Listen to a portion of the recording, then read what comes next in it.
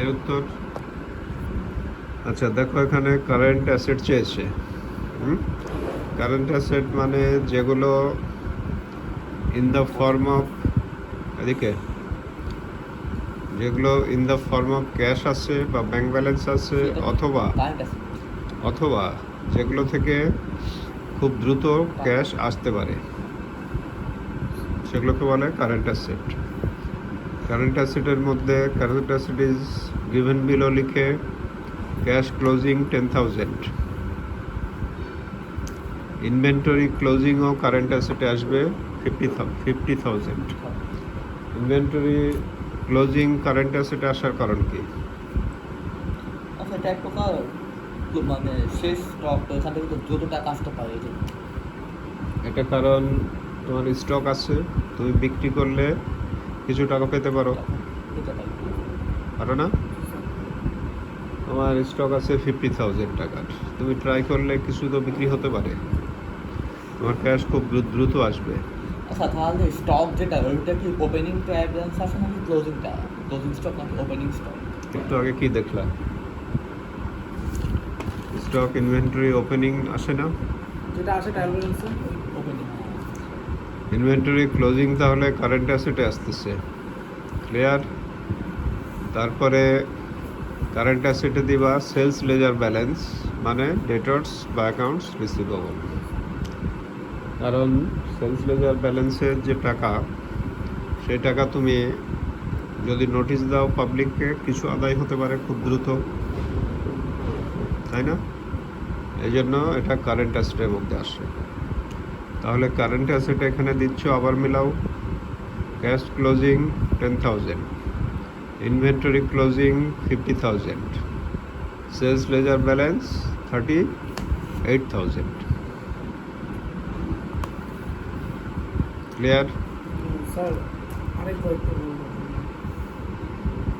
Current অ্যাসেটে আসতেছে cash closing, current অ্যাসেটটা জিনিসটা কি? যেগুলো বর্তমানে in the form of cash আছে, মানে এখনই ক্যাশ আকারে আছে, বা ব্যাংক ব্যালেন্স, অথবা যেগুলো থেকে খুব দ্রুত ক্যাশ আদায় হতে পারে।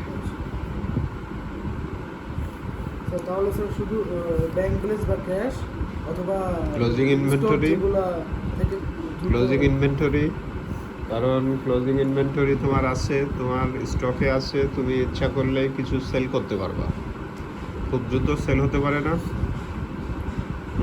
এই জন্যই এটা মানে ইয়েটা। এই জন্য কারেন্ট অ্যাসেট আসে। তারপরে আরেকটা হচ্ছে সেলস লেজার ব্যালেন্স বা অ্যাকাউন্টস রিসিভেবল। এই ডেটর্স বা সেলস লেজার ব্যালেন্স বা অ্যাকাউন্ট রিসিভেবল থেকে যাদের কাছে টাকা পাও, তাদেরকে একটা নোটিশ দিলে খুব দ্রুতই কিছু টাকা আদায় হতে পারে, এই জন্য এটাও কারেন্ট অ্যাসেটে আসে। ক্লিয়ার? এরপর কারেন্ট লায়াবিলিটি, মানে যেগুলো খুব দ্রুত শোধ দিতে হবে, দ্রুত শোধ দিতে হবে কারেন্ট লায়াবিলিটি। কারেন্ট লায়াবিলিটি লিখো, current liability is given below লিখে তারপরে লিখো রিসিভড ইন অ্যাডভান্স, মানে কারো কাছ থেকে অগ্রিম নিয়েছো, এটা আবার দ্রুত ফেরত দেওয়ার প্রয়োজন হতে পারে। এটা হবে কারেন্ট অ্যাসেট। কারেন্ট লায়াবিলিটিতে রিসিভড ইন অ্যাডভান্স লিখো। কোথায় তুমি শক করেছো? কোথায়? একসাথে কেন? কারেন্ট অ্যাসেটের নিচে লিখতেছো কেন? শক তো আলাদা হবে, আলাদা করে। একটার মধ্যে করে তারপর মাইনাস। স্যার একটা মাইনাস তোমাকে এখানে তোমাকে কোনো মাইনাস চাইনি। স্যার উপরে হেডিং দিয়ে তারপরে হ্যাঁ, উপরে লিখতে হবে কারেন্ট অ্যাসেট, হ্যাঁ, আমি শুধু লিখেছি হেডিং দিয়ে লিখতে হবে, আবার কারেন্ট লায়াবিলিটি হেডিং দিয়ে স্যার লিখতে এক হবে, বক্সের মধ্যে লেখা যাবে না? আলাদা বক্স করতে হবে। আলাদা এখানে তোমাকে অ্যাড করতে বলছে বা ডিডাক্ট করতে বলছে, যদি ডিফারেন্স হতো অ্যাড করতে বলতো তখন এক বক্স হতো।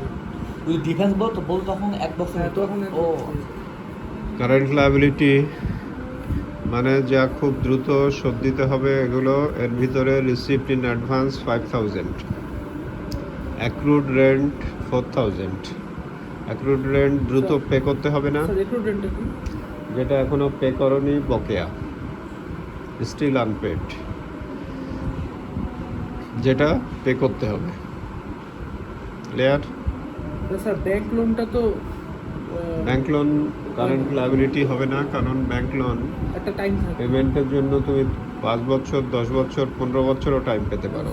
মানে লম্বা সময় লম্বা সময় ধরে পেমেন্টের সুযোগ পাওয়া যায়।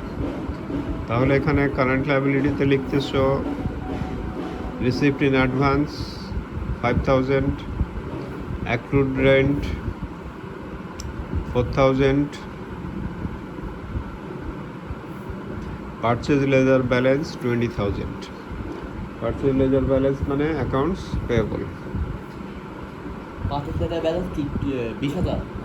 হ্যাঁ, 20,000। এই দিয়ে হয়ে যাচ্ছে তোমার কারেন্ট লায়াবিলিটি। 20, 25। কোনো কোশ্চেন এখানে?